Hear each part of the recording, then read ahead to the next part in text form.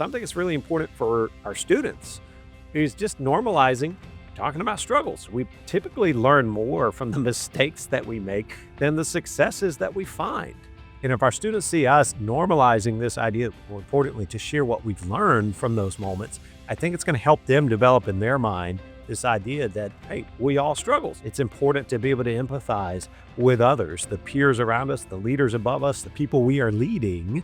So one of the most important elements to real communication, the real connection that happens, is through this idea of empathy. Empathy will never go out of style. As the world grows louder, things move faster. Empathy slows us down just enough to see each other. Hey teachers, welcome to the Lead, Serve, Teach podcast, where we explore the intersection of leadership, education, and personal growth. I'm your host, D. Paul Miller, and I'm so glad that you're here for another powerful episode and, well, a little bit of real talk, as we always have here on this podcast. So we're in the third episode of our series on the impact of AI in education, specifically looking at the importance of teaching soft skills as AI advances, both in education and in the world in general.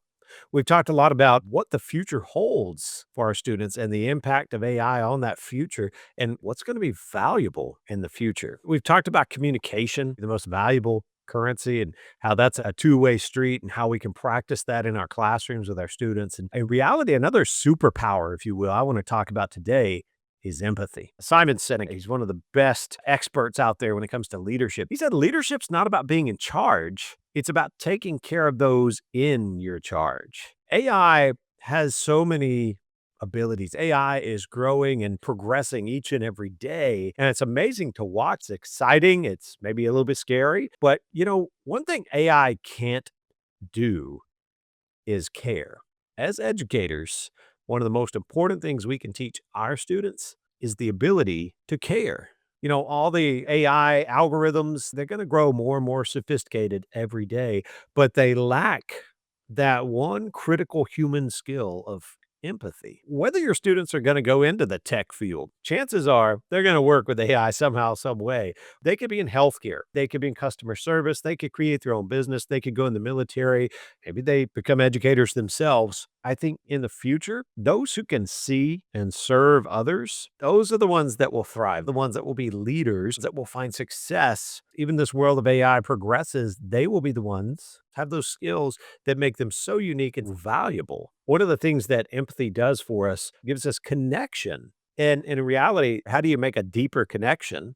Is through empathy. It's one thing that AI can't do. It can't care for others, and it cannot replace this human need to connect with other humans. That's what I want to talk about today. One experience I had in understanding this impact of empathy happened actually a few years as a teacher. I guess I was in year number 3 as an educator. So I was still new to the profession. I'd started teaching at a high school that was struggling, had some issues, and we're trying to raise the standards there to improve the outcomes for our students. It was a tough environment. And one of the things that happened while I was there is the State Department of Education sent in a team, and this team was going to be there basically all year, in and out. They were doing professional development with us. They were going around classroom to classroom to see what's going on in there, and they were making recommendations to the leadership team. They were doing all of this stuff there. It was exciting maybe at first. They're like, okay, we're getting this extra assistance. But after a while, after months and months of going through this process, you keep implementing things, you keep doing things in the classroom and seeing some progress, but other areas you're just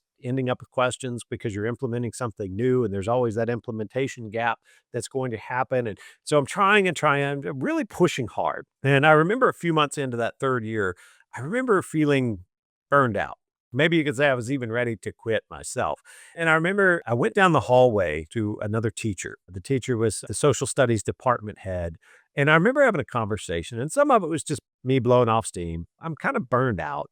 I've tried to implement all this stuff that this State Department of Education team wants us to do, and I'm not getting what I want to out of this scenario, so I thought. So I remember the department head, he just kind of looked at me. He didn't speak. He just listened. And then he shared with me that he kind of had some of the same feelings every day.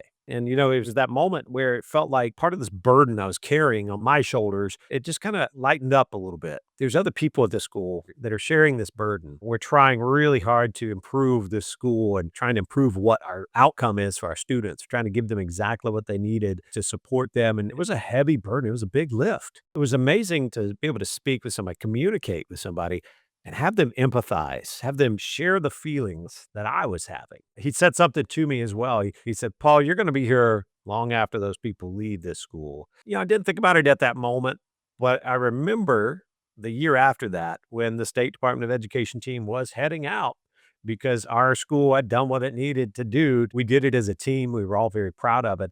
And I remember that statement my department head had made to me. He was speaking to that eventual success that was going to happen because we were doing a collective effort as a group of teachers. But in the moment, it didn't feel like it. In that moment of that conversation, I needed somebody to share those feelings with me. I didn't just need to share my feelings with them and then have them say, get over it or anything like that. It was that moment of sharing the fact that he understood what I was saying that really made the difference. It formed a bond between us and it built our relationship. It built resilience in me and probably in him too. And we overcame that. We gave our school the best that we had and we continued to support each other and we found great success because of that. And need to hear this idea that we as educators, we need to give our students the opportunity to practice empathy, hearing things, processing it in their brains and connecting their thoughts and their emotions and their values to these stories. I'm talking about sharing the burden, sharing the load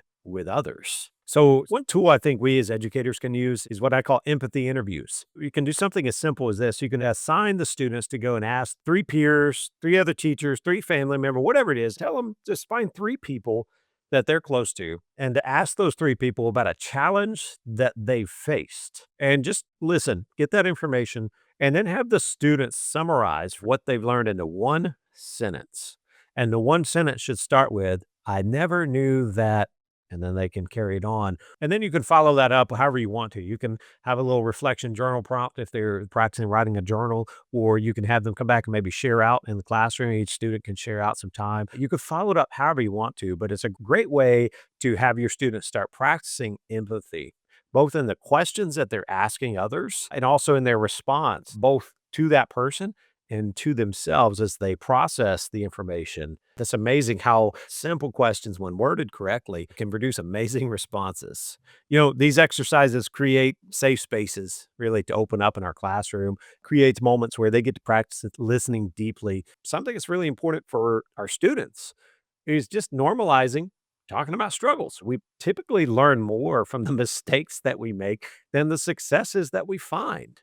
And if our students see us normalizing this idea that we should talk about our struggles and share about it, more importantly, to share what we've learned from those moments, I think it's going to help them develop in their mind this idea that, hey, we all struggle. It's important to be able to empathize with others, the peers around us, the leaders above us, the people we are leading.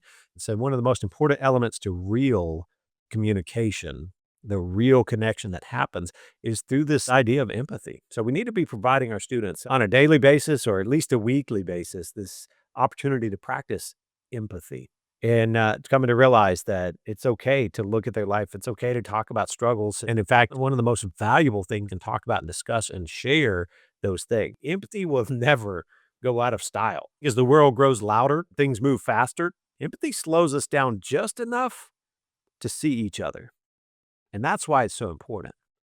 So, if you will, help us grow this community of change makers. Go and subscribe if you haven't to this episode. Go to my website, heyteachersdon'tquit.com. Sign up for a professional development or catch up with some of the downloads and different things that happen there. I'd love to come and speak to your school directly. Thanks for joining me here. As always, remember, you're not just teachers, you're leaders, you're change makers. So keep striving, keep inspiring, and please don't ever quit. I'm D. Paul Miller. Thanks for joining me here. I'll see you for the next episode.